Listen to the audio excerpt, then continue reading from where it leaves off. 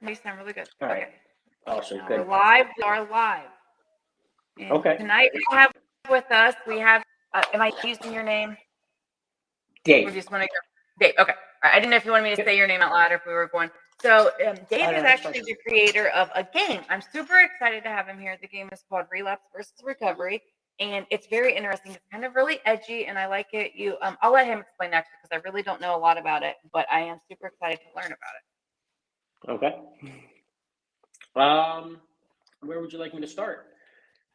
Well, if you want to start wherever you want, actually, if you want to, we can start off and you can talk about your journey and how you got here, and then kind of go into how you developed the game, or if the game is part of your recovery, however you want to.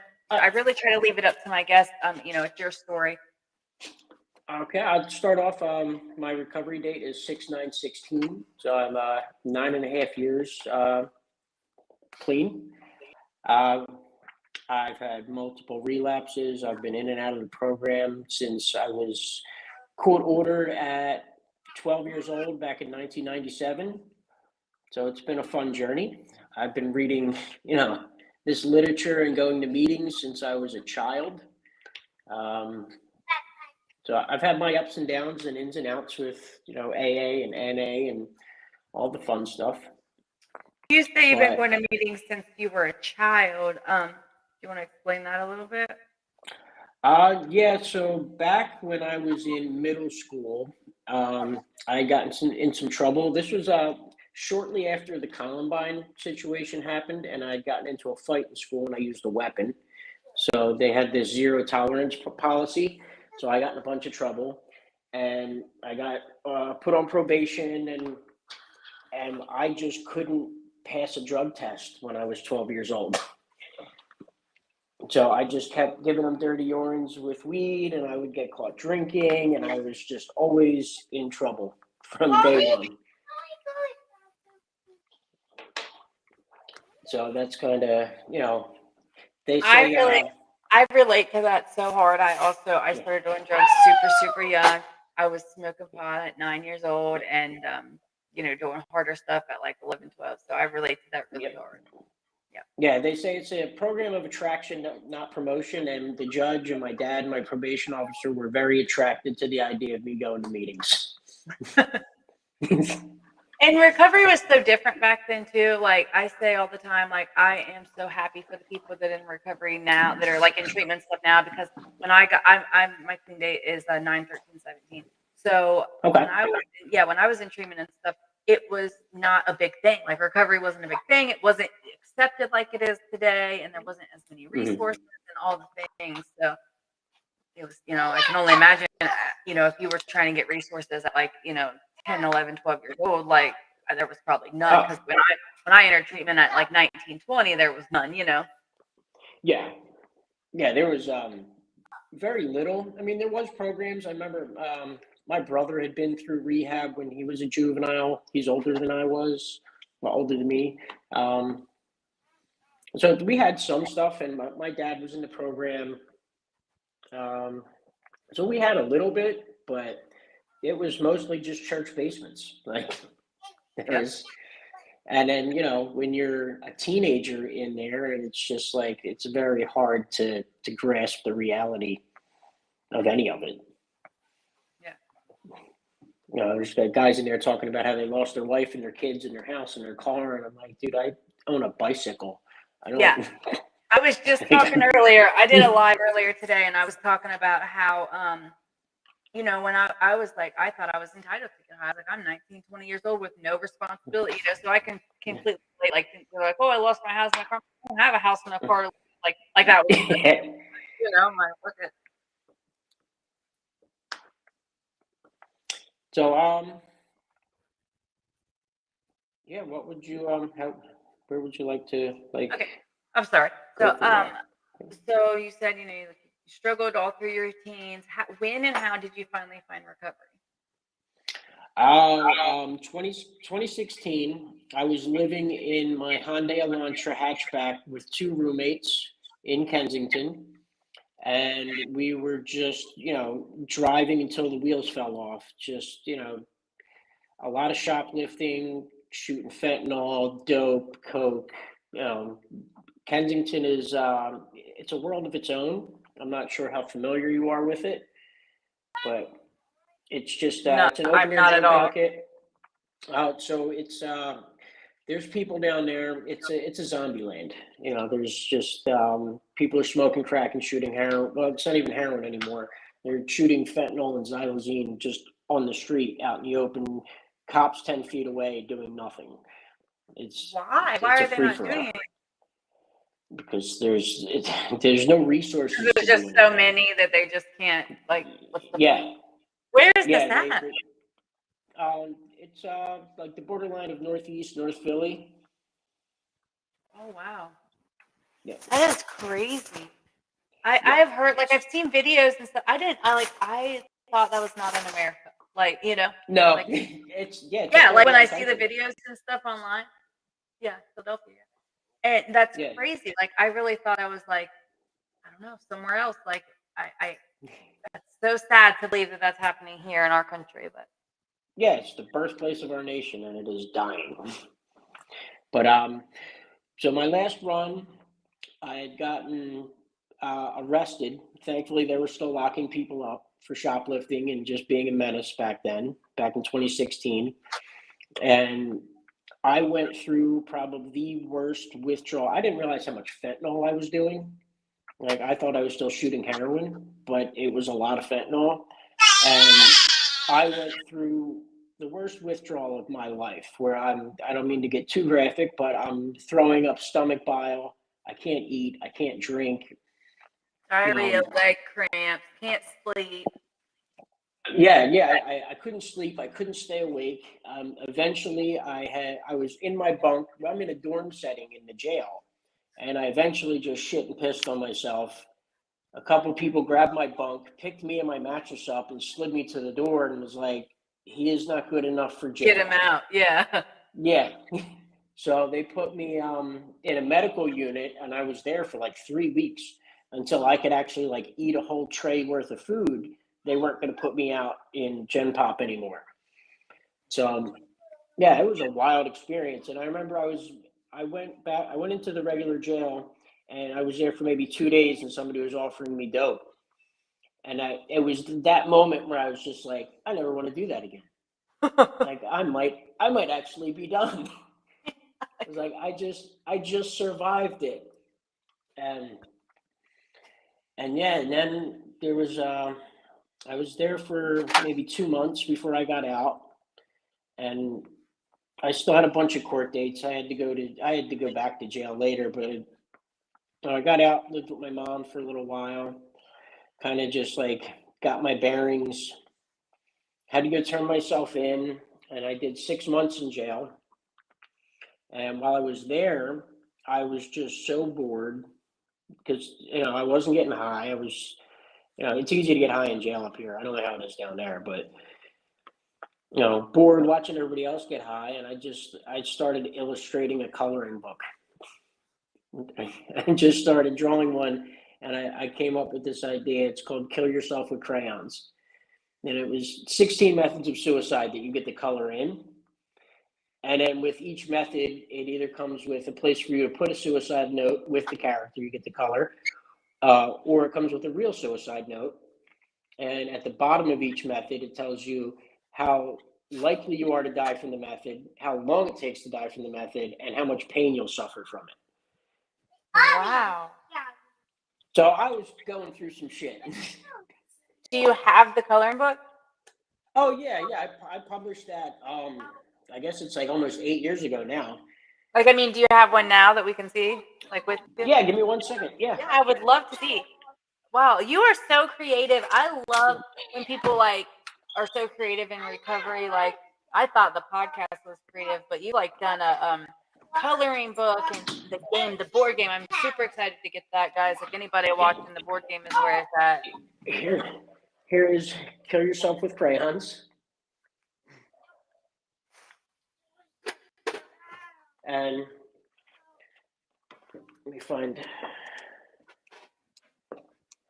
No, here's the first page. There's my Wow, shotgun. that's really cool. So I started this in jail, just doing all the sketches, and then when I got out, I, you know, put it all together, put it on the computer, and published it. That is so cool. So, when did the game come about? How did that happen? So I had the idea for the game maybe like 6 years ago, because I had also made another coloring book. It was called The Big Coloring Book for Alcoholics. And it was on par with the game where it's just like funny slogans and just stuff to color in. Like I don't have a copy of that one right now, but it was the word acceptance in the shape of a key. So like acceptance is key. Yeah. Oh, that's really And cool. it was just like slogan stuff that I figured out how to illustrate and turn into something that you could color in. And so I had the idea maybe about 6 years ago. I was like, how do I make a game?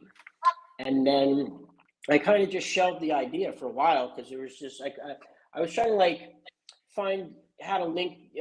You've played the game of life, That's what. so Yeah, that's what I was telling. I was trying to describe it earlier, and I was like, it's kind of like life, but so the game of life, I was trying to figure out the mechanics where it's like, okay, you can either go down the path of like addiction or recovery, and like you would go to the trap house or you'd go to rehab, and it was like I worked some of that out. I started sketching it out, but there was just too many moving parts, too much overhead to have the board and all. Like it was just a lot.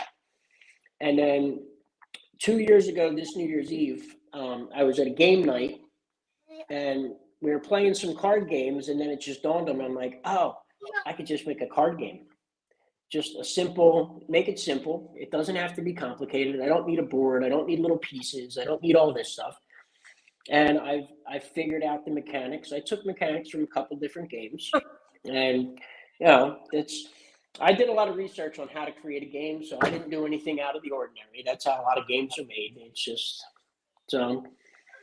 And yeah, it just went from there. After I had the idea, I started ordering little blank decks of cards from Amazon and just hand drawing them on there and figuring out like, all right, like how do I make this happen? How do I create this game? And I created um, the character decks, and then I just it was such a tedious feat to take on at first.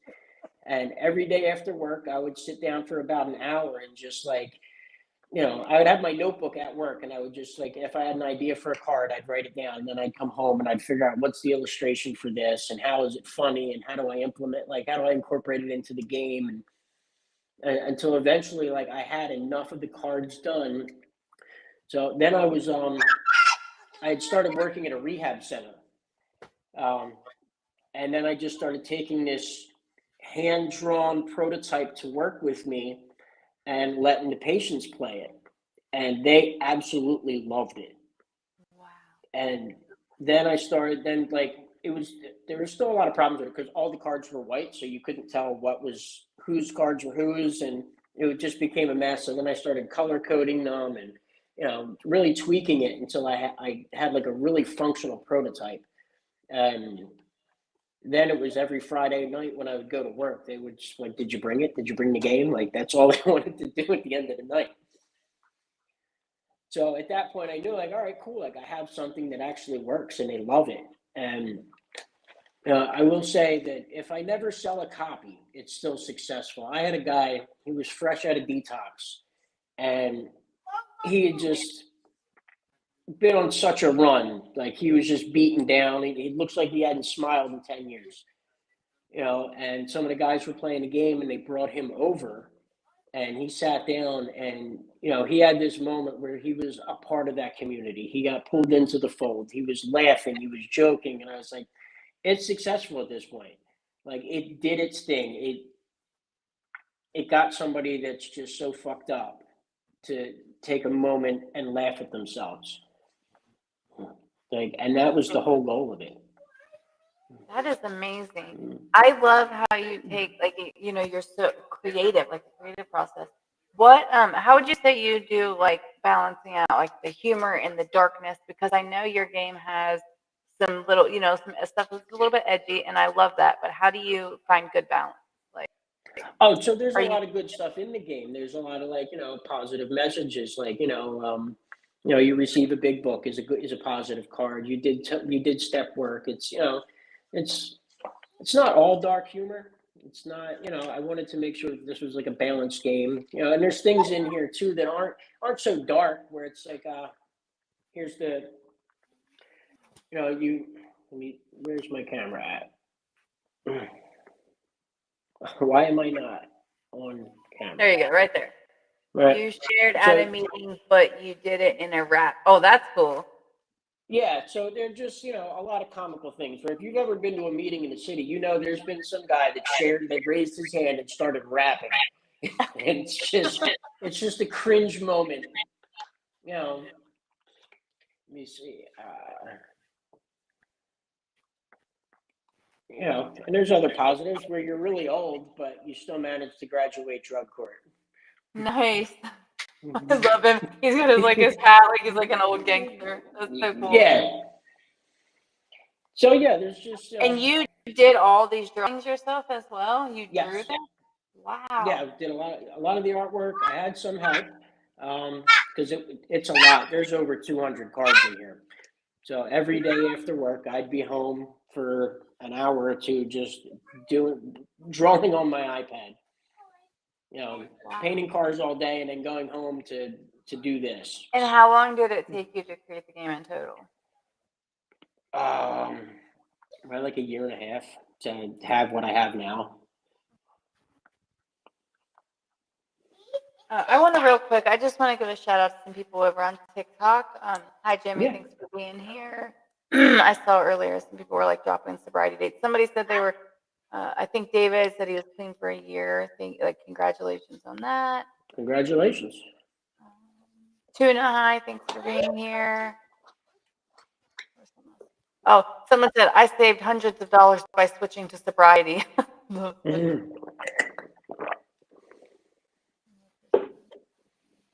Yeah, absolutely, David. He said he remembers the first time he used and he's glad he got some help. Absolutely.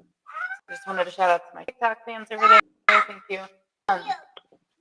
So, what role do you think like playfulness and coloring and stuff have in your recovery storytelling? Do you think that's like how you tell your story, or just an outlet?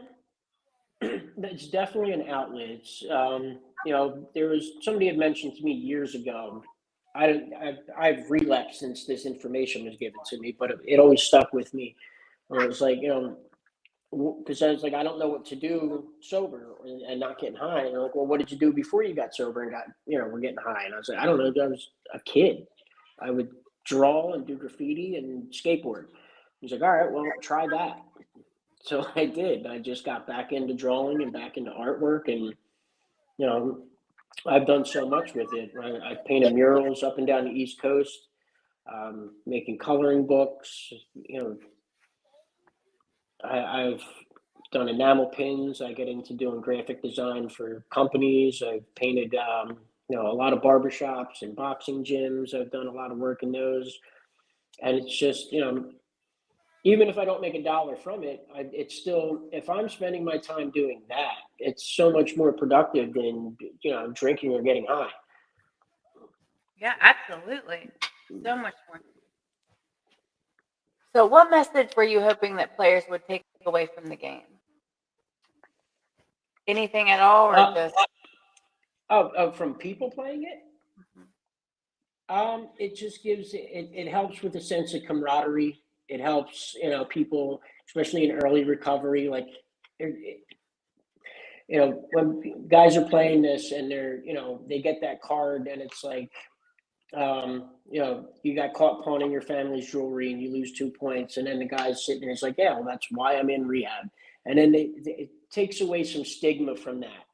And it gives them a chance to sit there and, just laugh at yourself, joke around, share the stories back and forth. It's like that icebreaker to where somebody gets that card and they get to open up a little bit. Like, yeah, that happened to me.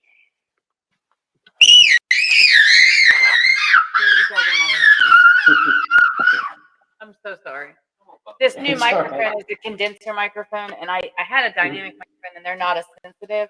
And the kids are so they're used to it being okay, like to just come in here and scream. But this microphone is so sensitive. I heard it in my headphones. It shot straight.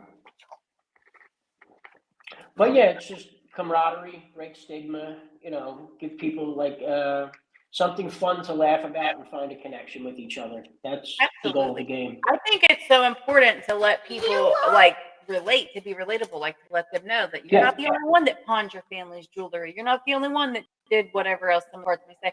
And that really helps people. I stress that all the time on my lives. I'm so big about it. I say it almost every day that I think it's so important to share our experiences. We get stigmatized and it's called war storing and it's frowned upon. And I think it's bullshit. I think there's a fine Yeah. line. We have to be careful. Like we can't be, oh, it was Yeah. so cool. But just Yeah, you can't glorify it. right.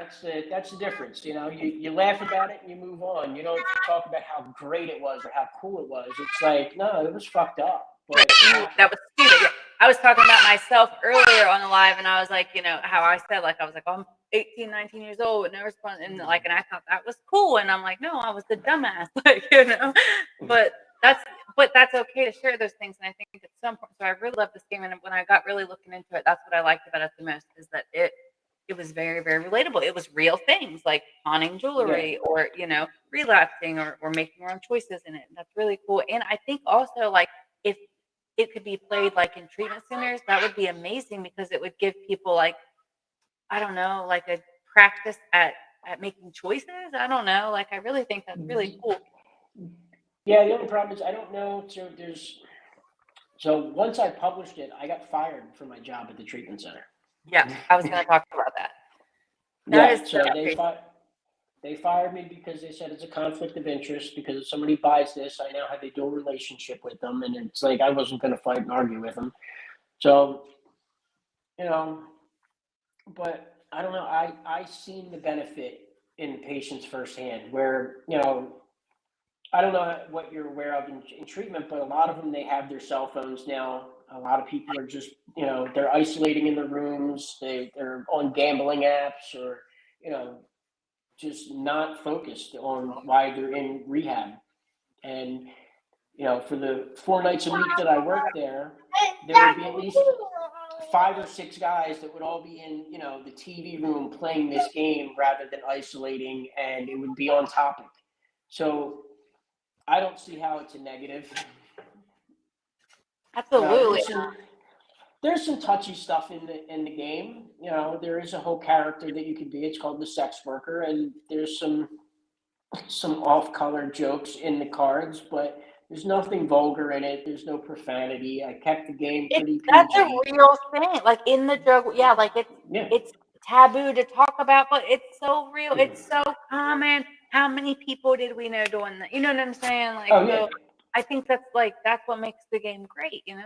What are the characters? How many characters are there? So there's 4 characters in the base game. It's the drug addict, the alcoholic, the gambler, and the drug dealer. And in the expansion pack, you can be the sex worker. So I did separate the sex worker because it's such a taboo subject to where you can still get it, but it's not forced on you if you buy the game. Yeah. So you said the drug dealer, alcoholic, the addict. What was the 4th one? The gambler. The gambler. Yeah. Okay. So like all addictions, that's really cool. And so, what are some of the choices they can make? Like, just give us a few choices. Are they different for each player? Each player has their impact. Is that correct? Like each deck? Yes, each player has their own deck. They're all very similar. They all have the similar mechanics. They're just the artwork, and there's some little subtle differences.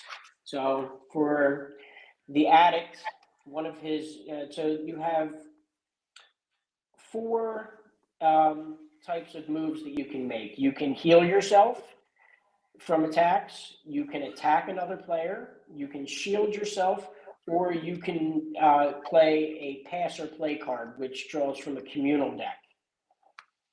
So, but for the addict, you have things like here's an attack card where you panhandle and you take 1 point from each player. Nice. And but then you also have one. Let me find it real quick. Another attack one is though you get a staph infection and even you get hurt, so you get to lose a point too, and everybody else loses a point. Staph infection. That's awesome. So real. So real. Yeah. But the real fun of the game is the communal deck where you make each other, draw cards from, and that's when you can, lose or gain points. You don't know what's going to happen, and that's where you get 13 stepping the newcomer and you lose 2 points. 13 stepping the newcomer minus 2 points. Absolutely. I just was talking about 13 stepping earlier. Or you can wind up with the Narcan card, and it's an extra life, and you can hold on to that in case you die. Wow. It says keep this card to save yourself or a friend from overdose or unalive. Wow. Yep. Yeah. So even if somebody else loses the game, you can bring them back. That's cool. You can bring back other players. Wow, I didn't catch that. Yep. I read it and I didn't catch it, like what it meant. That's awesome. Yeah. Or you can wind up, you get the overdose card and you're out of the game. OD, yeah. Wow. And it's just in the deck. That's just random. You can pick that at any time. Yep. And wow. That's cool. Yeah, you can get it on your first draw, or you never get it. So in the expansion pack, is there anything else in the expansion pack aside from the sex worker? Yeah. So in the expansion pack is the sex worker, and there's an additional 25 pass or play cards, the communal deck. So in that deck, you get things like you made a doorknob your high power -2. I love it. Or you are the where's my hug guy -2. There's a couple more. Let me see. So Rule 62. Do you know Rule 62? I don't. Rule 62 is an AA. It's an unwritten rule. It says we don't take ourselves too seriously. Nice. I don't know if my friend Josh is watching, but he's a big AA guy. He would have known that. He's going to get on me. So what surprised you the most when people interacted with the game? Like what did you like? Was there any reactions that were unexpected for you? No, it's really been like 100% positive for the game, and the only not positive interaction with it is people that just don't care about games. Yeah. I've seen some older people that just when I would play test it, that just didn't care, and the only negative response I've gotten from it are people that aren't in recovery or aren't in that world, because when I was making the game, I was in a bunch of forums for creating games, so because I had a lot of stuff to learn. And when I would share my ideas and what the game was, people would start telling me like, "Oh, you don't know what these people have been through and all this stuff." I'm like, "Yeah, I do." I was like, "Who makes this game that hasn't been through it?" Right. But yeah, the only negative responses I've gotten from this are from clinicians and from people that have that are not in recovery. What did the clinicians have to say about it? I'm curious. They just say that it's you're supposed to take your recovery seriously, and like I get that. I don't not take my recovery seriously, but I also think that a little bit of gallows humor is good for camaraderie, and it's good to lighten the room. And I had this one guy who loved to play the game when I would bring it to work, and he worded it the best way. He's like we get to stay on topic, and there's levity. We get to laugh about it, but we're still talking about our recovery. Like I guess they don't get to do that in their groups as much as you can play in a game. I think that. Oh, there's Josh. Let's see. It says we are not a gloom lot. This says in the big book. Yep. I told you he was the AA guy. So I love it. I want to tell you, I love it. I think it's amazing. I think you can really tell that you've been through it. It really came from somebody that, has experience, which I think is great that and clearly, did you like incorporate your lived experience into it? Oh yeah, so many cards in there where this is just, it didn't take long to create I'd say 40% of this game where I could just sit there and list off cards selling your food stamps or pawning the family's jewelry or fighting the EMT that's trying to save me. Like, yeah, Getting mad because they brought you back, yeah. yeah. A lot of these cards were very easy to come up with. The real challenge was just like, how do I illustrate it? How do I, make the visualization to put on the card? I think it's great. So where can we get this game? So right now it is a print on demand. It's available at thegamecrafter.com. And once you're on their website, you just type in Relapse First Recovery, and it will bring you the game and the expansion pack. I will drop that. I will connect that link to the episode of this podcast on YouTube and Podbean. So if anybody is interested, the link will be there in the description. There's also a link tree on my TikTok. There you go. You can take it. That'll even take you to the coloring books also if you're interested. Oh, nice. So that's probably even better. So there you go. I don't know how Linktree works. Can you send me that link somehow and I post it? Yeah. So if you go on my TikTok, there's a link there, and you click on that. It shows you everything. It'll show you the coloring books, the game, the expansion pack. It'll show you all of it. You can just pick which one you want to click on. Perfect. So, well, my next question was, how does your own journey connect with this project? But we kind of talked about that. So. What's the most meaningful feedback you've received? From the game? Mm-hmm. From your work in general, I guess. Really watching that guy like crawl out of detox, and he was still just like out of it, and watch him smile and joke. Like, just watching him, a little bit of life come out of him in like a really fucked up dark time. Like, that's the best feedback. That it's an authentic feedback. It's not like somebody telling me how great it is. I'm just watching them actually enjoy that, and it just brings a little bit of joy into their life that is at a moment of just despair. I think your game. I think like your game, they should put him in the. That would be awesome. Like, Oh yeah, it's. I would love that. Like, sorry, but like I was just thinking, like when I can remember being in detoxing in jail, and then you get to the point after a few days where like I gotta get up, and I would go like play cards and stuff, and you're like barely can barely sit up standing, and you're playing. But like I can imagine if I had this game, and that would be so freaking cool. Like even sick, even dope sick, I feel like I would have been like hyped up about it. I'm hyped up about it. I'm excited. I'm gonna check it out. So what's on your? Do you have any more projects planned? Any more ideas? So my next project is I'm going to take a bunch of stuff from this game and create its own adjacent coloring book. Oh. And add some activity pages into that. I have some stuff in the works for that. So it'll probably be, I think maybe like a 40-page book to go along with it. And then honestly, I'm not sure. Well, it's okay. I mean, you've done so much. Josh, my friend Josh, his handle is the Dopeless Fiend, and he works at a really big rehab center. And maybe you guys can connect. He's actually an author. He wrote a couple books, and maybe we can connect you guys. He wrote. It's called The Flip Side: Different Sides of the Same Coin. I do readings on Facebook or on TikTok every day. I've been reading on this book. It's really amazing. It like wraps up. I don't want to get too caught up because I love his work. I'll talk about it forever. But he like takes his life experiences and his story, and he turns them into like lessons, like little stories, and then he connects scripture and sometimes steps. Really amazing. So he has two books. The other one is called A Friend of a Carpenter and a Man Named Bill. I think. Okay. Something to that effect, but he's amazing. Send me the titles. Sure. Send me the titles when we get done. Absolutely.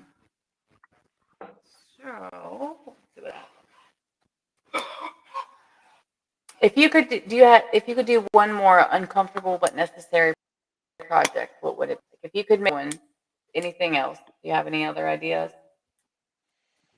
I think the game's pretty good. I don't know. Yeah, I don't know yet. So I like that the all the projects I've done so far just come organically. I don't plan for them so much as I just the idea comes, and then it's like, okay, cool, I'll make that coloring book, or I'm like, all right, I'm gonna go make this card game, and No, I guess the only one that's kind of not so organic, it is too though, but it's just like make an adjacent coloring book to go with the game. Just because it's kind of easy because I already have most of the artwork. I just got to format some stuff, and I am going to make new pages though for the like activity pages. I do want to make a maze inside the book where it's an AMA maze. So you're trying to leave rehab AMA, but if you go into certain ways, it'll take you to your counselor's office, or it'll take you to the nurse's station, or you wind up in a room where they hide your clothes from you, you know, stuff like that. How do you Yeah. come up with it? Just comes to you? This is Yep. wow. Yeah. It's so crazy how like people's minds are so different. You know what I mean? Like how I can tell when you're like talking about the stuff that you're like seeing it. You know, like in your head. Like Oh and I yeah, yeah. The idea comes, and if I chuckle, I'll make it. well, that's great because if it makes you laugh, if you know that probably there's at least one other person out there that's gonna laugh at it. You know. Yep. Yeah. How would you want your legacy as a creator in recovery spaces to be remembered? Just that how would I want my legacy in recovery spaces to be remembered? That that I didn't take myself too seriously, but I definitely took my recovery seriously, and my give back to the program and to people is laughter.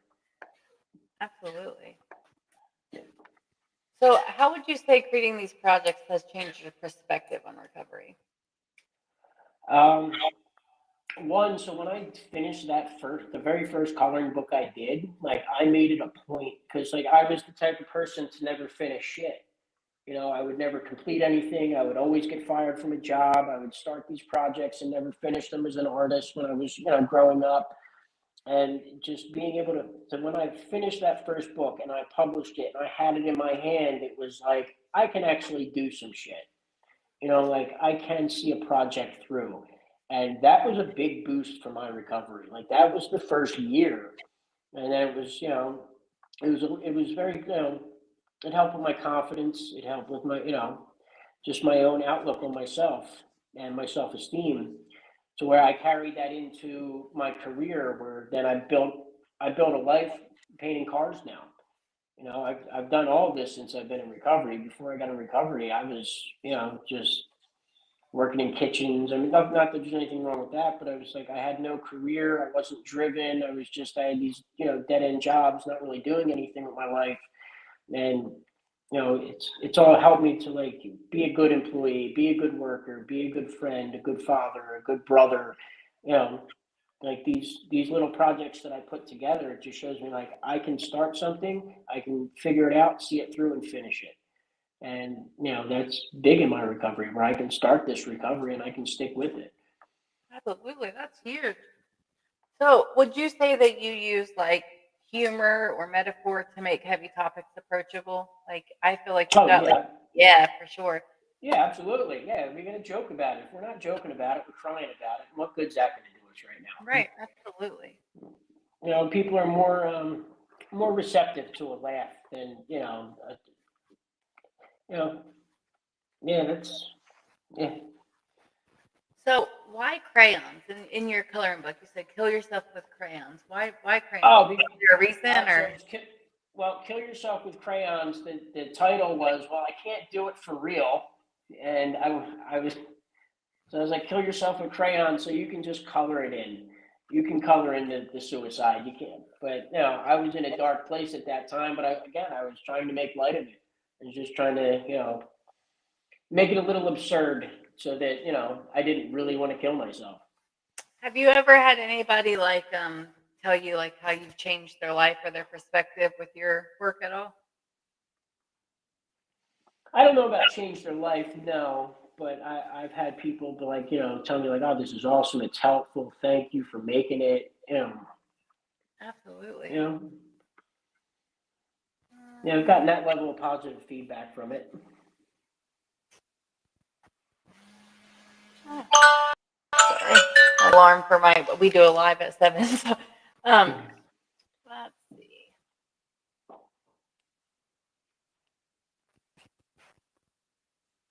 I'm really out of questions. I guess we could talk about like where you're at now today.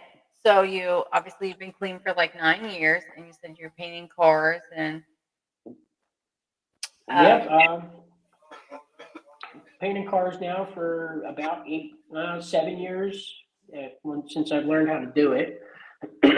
um, Through it in my recovery, I built a schoolie. So I lived in a school bus for a year. I still figuring out what I'm going to do with that. This year, I went through a divorce, and it really sucked. It was sorry to hear. a pretty dark time, but so after that all finalized, I decided to like really focus more on getting the game out there and polishing it up and seeing what I can do with it. And yeah, I'm still going to meetings.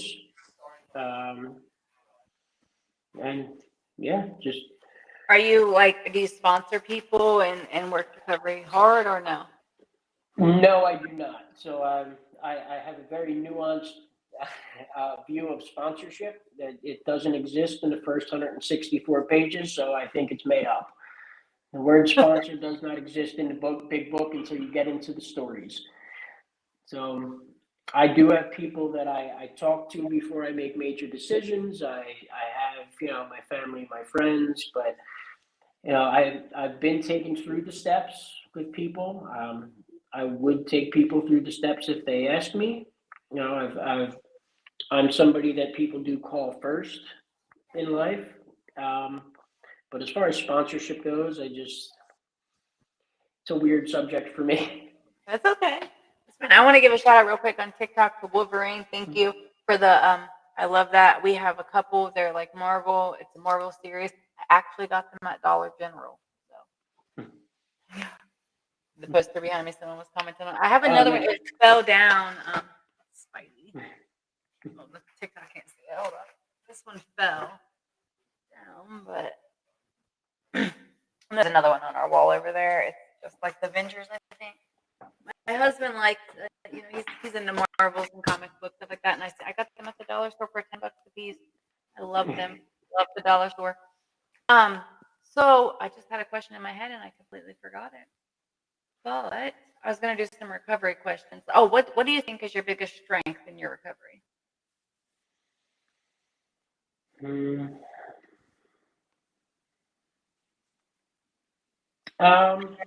Probably my lack of avoidance in a subject. If there's something wrong, I don't have a problem addressing it today, as opposed to when I'm out there, I'm always just trying to numb myself or dull myself down to where I don't have to face reality. To where now I have no problem facing any topic or situation head on. Absolutely. So if you could sit beside yourself in your heart in your darkest hour and tell yourself one piece of advice, what would it be? You're gonna be all right. Nice. I like that. I love that question because it really makes you think. Um, really, all for you. I don't want to drag out the interview. I hate just spinning in the mud. I'm not, we're 10 minutes left, 10 minutes out. Not a big deal. I have a live at 7. Anyways, thank you so much for being on the show. I really appreciate you sharing the game. I'm definitely going to check it out. I was Yeah, super thanks for Josh. having me. You guys, I think I'm really click. You guys are very creative types. Um, You're welcome back anytime. I do lots of different stuff on my show. If you ever want to do a different segment, if you want to talk about anything specific in your life or any piece of your story that you'd like to share, I'd love to have you back. Okay. Also, aside from that, I'm just going to plug in real quick. We do lives on TikTok every night at 7 through the week, 7:30 on the weekends. I'm in Eastern Standard Time. I do this podcast on Fridays at 6 and Saturdays, usually at 1:30. This week is 4. I change it sometimes for the guest schedule. And I think that's all. I have a migraine. I'm so Well, sorry. Thank you yeah, for being here. I can't wait. If you get the games, and let me know how you feel and what you like about it. I always love feedback. Absolutely. We have comments. People said they love you. When can you Well, notice thank the you. difference? Oh, when you can notice the difference, that's true growth. Absolutely. I just said earlier on my live, hi everybody, that when I met my husband and I had to give the conversation about my whole past, like because he didn't know. Mhm. And he like looked at me and he was like, I can't even see that. Like that was my first biggest Oh moment, yeah. like where I was like, damn, like that's right. He don't even know that person. He was like, I can't even see that from like that person is not here. And like those words have hit like they've stuck with me. Like that was probably the first time that I was like, he's right. Like so I that was used to get that a lot when I was working at the rehab, and I would start to tell people a little bit about my past, and they're like, "Yeah, there's no way." I'm like, "Well, yeah, that's the reality. This is what recovery looks like. You would never guess it, you know." never guessed it. Yep. Absolutely. So like I mean, yeah, absolutely. Thank you for being in my lives, guys. Thank you, everybody. We were just closing out. I was just checking the comments. If anybody had any other questions for Dave, now's the time. We've got just a few more minutes. They said, I need this tonight. I don't know. On Facebook, whoever said, I need this tonight, we are actually closing up right now, but we are going to TikTok. I'll be live on TikTok at 7, Feral but Sober on TikTok. It doesn't show me your name. It just says Facebook user, but please come join us Right. over there. We do it. That's a group where we all just kind of popcorn style. We have a topic. Sometimes we stay on it. Sometimes we don't. Feel free to come over. We'd love to have you. Bye, Dave. Thanks.